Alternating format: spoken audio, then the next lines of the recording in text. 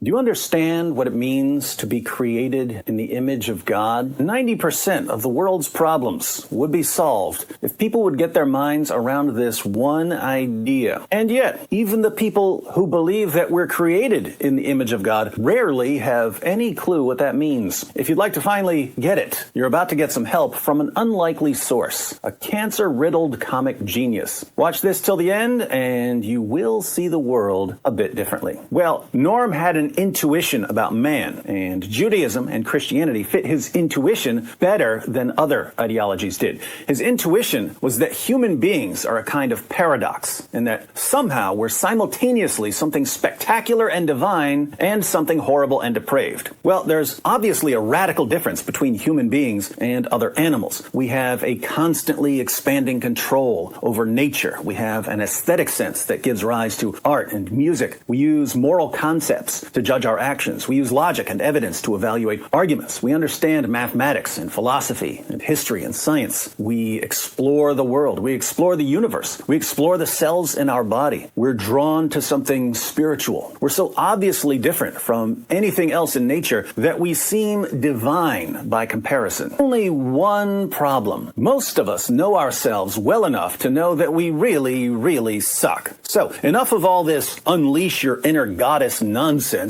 We're terrible. And this leads to a completely different understanding of human nature. The simple fact is that human beings often act like beasts. Even when we use the abilities that set us apart from other animals, we end up using them to satisfy the same drives that we share with mere animals. In other words, we use our capacity for creativity and innovation to produce the internet, the greatest information sharing revolution in history. And then we use the internet to watch porn. But it gets worse, because the abilities that set us apart from other animals allow us to behave far, far worse than the animals. People often describe such human cruelty as bestial, but that's, of course, unfair to animals, for no beast could ever be as cruel as man. I mean, as refinedly and artistically cruel. The tiger simply gnaws and tears his victim to pieces because that's all he knows. It would never occur to a tiger to nail people to fences by their ears, even if he were able to do it. So, in one sense, man seems amazing and divine when we compare him with the rest of the natural world. And in another sense, man seems depraved and demonic when we compare him with the rest of the natural world. Man isn't one or the other, he's both simultaneously.